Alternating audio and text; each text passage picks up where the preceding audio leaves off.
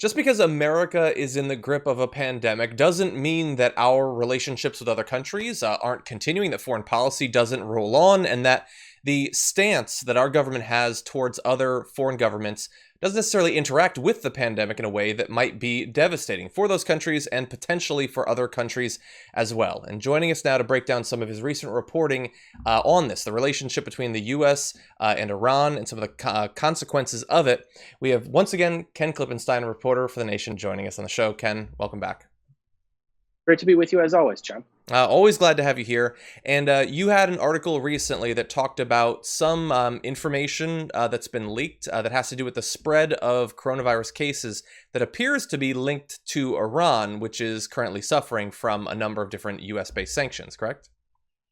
Yeah, so this was an internal intelligence assessment conducted by the Air Force, which found that the coronavirus, which is just ripping through Iran, in much the same fashion that it is the United States, more so than our neighbors, Canada and Mexico, although, of course, you won't hear that from the president. It's sort of harming Iran worse than, a lot of its regional neighbors. And the effect of that, in addition, of course, to the suffering of the Iranian civilians themselves, is going to be to spread to a nearby military base, which is our biggest base in the entire Middle East, in the whole region, huge base in Qatar. And this assessment found that most of the cases that exist in Qatar now are attributable to Iran because Iranian nationals travel a lot. They conduct trade, particularly with Qatar, where there's huge military bases. So the assessment found that not only is this, a major risk to their own people, which, has humanitarian implications if you care about humans, but also to American soldiers if you don't care about Iranians, as I hope people do. Exactly. And the official stance of the damage report is that we do care about humans.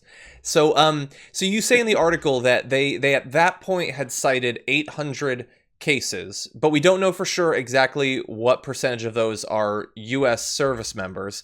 But that also was several weeks ago. And so for all we know, the number of cases could be much higher.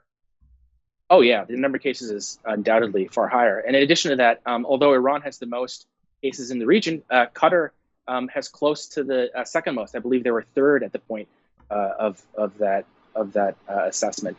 So this is a major threat to, again, our biggest military base in the region. And then when you have soldiers in close quarters, the way that they are trained and they conduct exercises and just go about their day, these are very close quarters, and there's been a great deal of good reporting to this effect, showing that coronavirus poses a particular threat to them beyond what it does to everyone else in many other industries of work.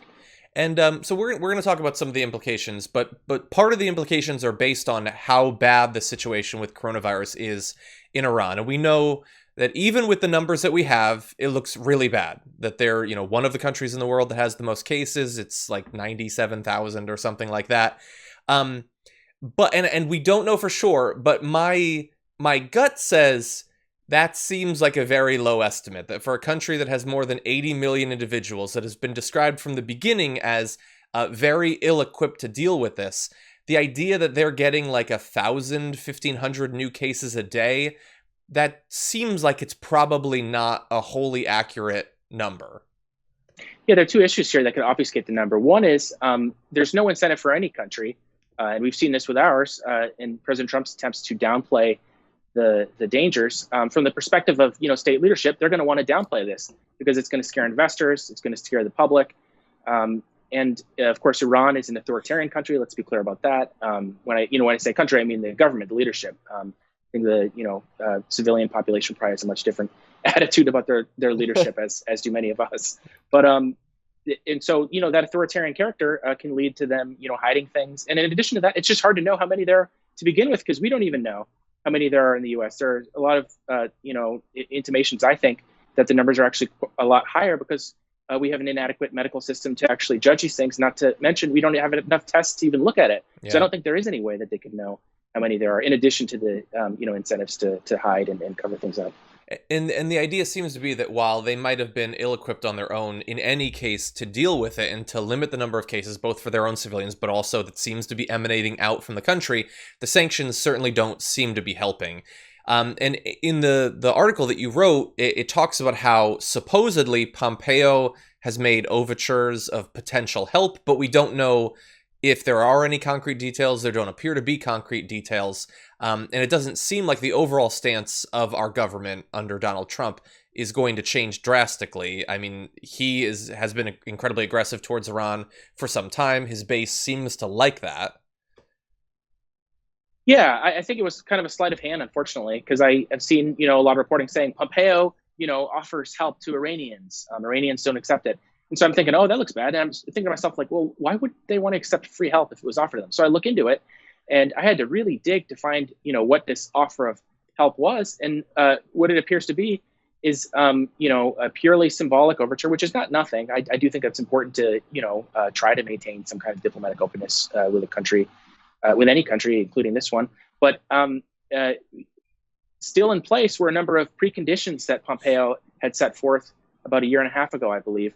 And, Obama administration officials have described these preconditions as basically, precluding any sort of reasonable agreement. They're saying it almost seems as though the preconditions Pompeo set in for for help are designed to make it impossible for us to ever negotiate with them. Yeah. So it seems sort of dishonest. Yeah, there was one other thing. Maybe this is just a small detail. Feel free to correct us. But our team noticed that one of the quotes that you pull from the document that was provided, this intel brief, it says specifically, Pompeo said that the U.S. offered help and Iran refused.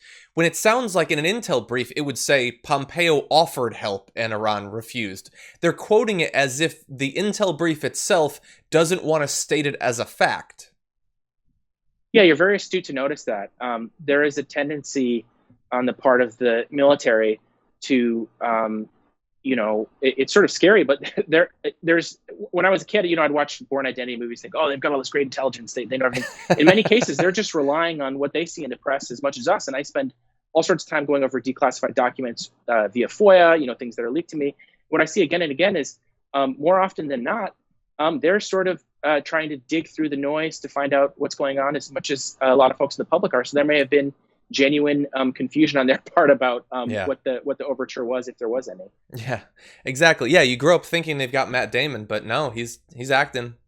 He's not actually helping him out. And really fast, I want to be clear. I want to give the credit for that notice to our producer, Angel. She was quite astute to have noticed it. But anyway, it seems like long term, if help isn't offered by the United States, if Iran continues to flounder in their response to coronavirus, that's not only going to reap an obvious toll on the civilian population there, but could continue to endanger military personnel in the region, which sounds like something we'd want to avoid. Is there any reason to believe that potentially other countries might step in and fill the void? I believe that there's a great deal of pressure coming right now from Europe in particular, which also is no, enthusiast for the Iranian regime, but is a little more sensible in terms of understanding that with a pandemic, it's really hard to have an approach to it that is sort of nativist, and we're going to ignore what happens to other countries. We're only going to focus here because diseases spread. It would seem to be very obvious, almost axiomatic.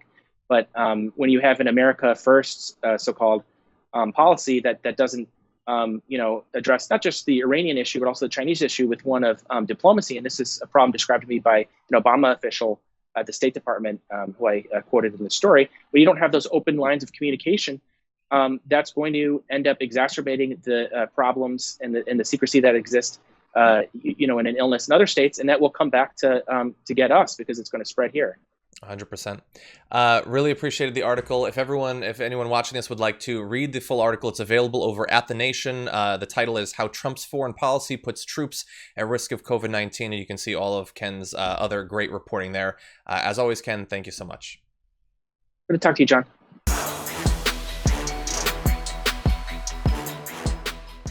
Check out the Damage Report podcast each day, wherever you get your podcasts, whether Pocket Casts or Stitcher or iTunes.